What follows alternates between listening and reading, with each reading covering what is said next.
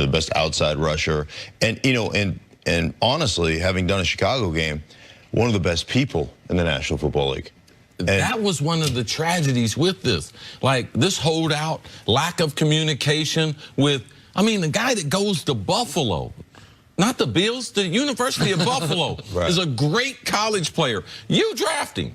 You do all the background. He's got great character. He is a great pro. He's great in your locker room. And we can't even talk? Right. Like, to me, you're missing out on a lot of things that make NFL teams or sports teams go, and that communication and trust factor. The Bears are like, this guy has changed our football team. He has changed the character of our football team. He has changed the chemistry of our football team. He walked in, and we were better. He has literally changed, and they had a good defense going in. He has literally changed their football team. Like, we all are trying to find chemistry, and we're trying to create a culture. He walked in and changed the culture of the football team, and how you can't have that guy on your team. But what Gruden is able to say on that, and listen, I agree 100% with you that you don't trade Khalil Mack, you don't trade Hall of Fame players in their prime, but Gruden is in a position to say, listen, we can't judge that trade until we see what we get back from that trade. We didn't trade him for players today, we traded him for 2 future picks, so wait on that. But the one thing Gruden has tied himself to is the quarterback. See, what did he say he took the job because of? Because we had a great quarterback. I'm here because of you. And he just said yesterday, he reminded everyone, I said that if he's not great, it's on me. I have failed.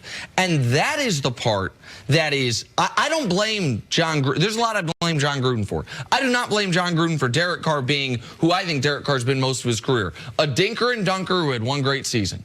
A guy who likes to throw the ball right around the line of scrimmage, doesn't take shots downfield, hasn't been able to take advantage of Amari Cooper. That's who number 4 has always been to me, so I don't put that on Gruden. But what I do put on Gruden is the lack of continuity of message. Because if you think your quarterback can be great, you do not enter in.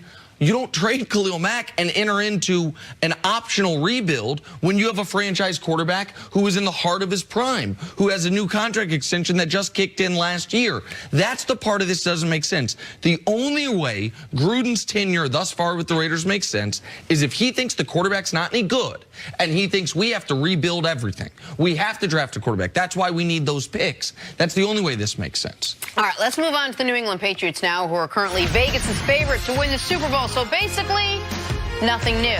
Brady struggled to find Rob Gronkowski in Sunday night's win for most of the game, but when it counted, he found him twice, including the 39-yard play to set up the game-winning field goal. How much longer can these two keep doing that? In their own words, a long, long time.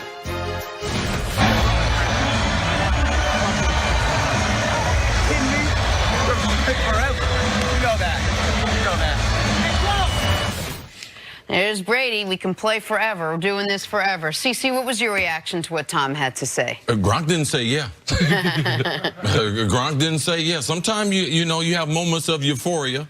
We all do. You just say things you think they just in your mind. Oh my God! Like, oh, we could just do this forever. But the reality is that euphoria wears off. Yeah. And no, they can't play forever. They do enjoy playing. And Stink could tell you right now, him and I would go back to playing in the National Football League if our bodies were healthy enough, and all we had to do was play on Sunday Night Football. All we had to do was play in big games. We didn't have to practice. We didn't have to go to meeting with those little young guys talking about stupid stuff. We didn't have to study an under defense for the millionth time, cover 2, like for the millionth time. Yeah, we would all do it, but that's not the reality. You got to come in on Monday and your body's sore. On Tuesday, sometimes you can't feel like you got to walk. You go out in the community and try to do stuff. Wednesday, hardest day of the week. As a veteran player, coach, if he love you, which Belichick don't love none of his players, he'll come in and say, hey, man, you take it light today. But the veteran players, Wednesday can be an easier day for them. But no, we're not going to be able to show up like that, so we can't play. And Brady's not going to be able to play. He's already playing with house money. And Gronk is a realist. Gronk tried to quit this offseason. So Gronk's body does not feel like Tom Brady's body, and the way they're changing the rules. Right. Why would Tom Brady have to quit? They cannot hit you. Gronk, they can hit you every place now And if they you do. don't want to be it. Gronk was like, hit me in my head. I'm fine with that. But no, they're not going to do that. So the games are totally different for these two players. Yeah, it's hey, we can play forever. Wait. You move to tight end, then tell me you can play forever. Move to offensive line and tell me you can play forever. Like, you're right. The rules are all bent toward the quarterback never getting touched. You know, I mean, eventually they're going to put them in pink jerseys in the game, just like they are in pink jerseys at practice. Yeah, well, the month of October and everything, breast cancer awareness. Right. So they're wearing pink. Yeah, they for say other causes, very, very right, strong. Yes, exactly. But ultimately, we're going to put them in the color. A different color jersey. Different color jersey. Okay, We got you. they will always start red, but by the end of the season, they'd be washing up. The jerseys would be pink. Somehow we got Right, there. that's how you I get wanted pink to see jerseys. how you guys were going to get there. Okay, yes, that's how they get to the pink jerseys. That's how you got there. But yeah, it's a completely different game that he's playing. Yes. And he's 100% right. He is, and he said this before, man, I got all the answers to the test.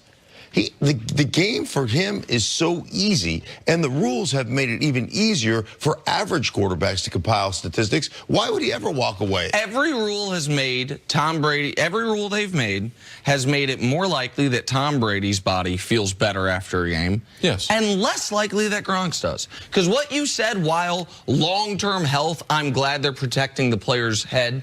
Obviously, that's important. But Gronk's issues are with his elbow, with his knee, with his back. The places now that he gets hit every single time. The game has not gotten safer for Gronk at all. If anything, because there is more of an incentive to pass, it's gotten more dangerous for more I don't want to say dangerous, more physically imposing for Gronk. His body feels worse. Like, there's what happened when they changed the rules, the probability of someone seriously injuring one of his knees, the probability went skyrocketed. way up because they moved the target down to his legs, which could end his career just like that. Also, Gronk needs Brady much more than Brady needs Gronk in this relationship for either of them to be successful out in the field, wouldn't you say? Well, Brady has done it with a myriad of different players, and yeah, but Gronk is. But I don't think Gronk needs anybody. Gronk is he's a special case. He is one of those guys because he's a guy that could be in your backfield. He could be in line. He's a blocker, front side, back side.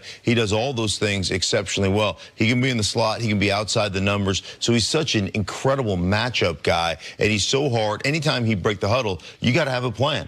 How are we dealing with 87? There's very few people in football where you look at a guy that breaks the huddle and go, okay, that guy, how are we going to contend with him? Where are we going to get a double team on him? How are we going to stop him from hurting us? If you give Tom Brady one player throughout his career, I can guarantee you he does not pick the Hall of Famer first ballot Randy Moss. All right? That would be his second choice. Rob Gronkowski would be his first choice. The number one. It would not be Nate Solder. And matter of fact, between him and Belichick, man, if they had extended Gronk, if he had played longer with Brady, man, he would be up there fighting. That's his guy. And you could see in the game, in the most critical moment, where do I go with the football? Yeah, I know coverage dictated he was going to get it, but who do I trust? And that's been the case ever. The fourth and something against the Broncos in the AFC Championship game a few years ago. Gronk. The three biggest plays of the game last year, their biggest game of the year against the Steelers. Gronk. The two biggest plays against the Chiefs. Gronk. Like, he knows. This is the thing. When he went to Gronk, everyone had man-to-man. So I had a choice. I can go to the left. I can go to Josh. I can go to Edelman. I can go to Gronk. I can go to Hogan outside. I'm going to Gronk. All of them had the same matchup. But I decided to go to because I trust this guy. And with Tom Brady, it's about trust and it's about performance. And no one has done it better for him than Gronk. All right, stick around. Coming up, who is the real distraction for the Giants? That's next on First Things First.